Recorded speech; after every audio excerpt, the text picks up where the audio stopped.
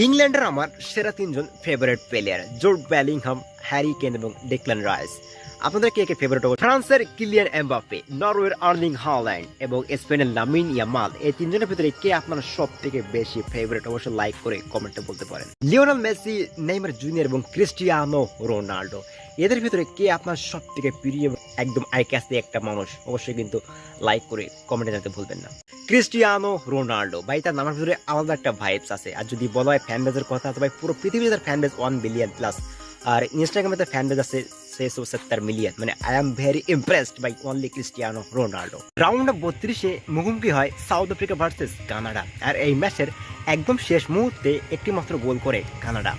এতে করে নাটকীয় এক জয় পেয়ে রাউন্ড অফ 16-এ জয় করে নিল কানাডা। সত্যি এটা অসাধারণ একটা মুহূর্ত ছিল।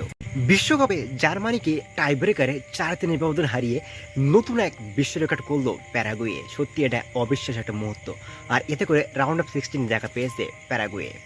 বর্তমানে কেপ ভার্ডের গোলকিপারকে কে না চেনে ভাই? ভজিনা। মানে সে খেললে অন্যরকম একটা মায়াবী একটা ফিল এসে খেলার ভিতরে। কেননা যে দলে কিন্তু গোল করুক সে কিন্তু মানে চেষ্টা করে গোলটি সেভ করার জন্য। আর সত্যি তার কিন্তু গোল সেভ করার স্কিলটা কিন্তু অসাধারণ। বিশেষ করে আপনি স্পেনের কথাটা একবার দেখুন, সে কতটা গোল কিন্তু সেভ করছে। সত্যি অ্যামেজিং। তো গাইস, সবাই তার জন্য লাইক এবং সাবস্ক্রাইব করুন।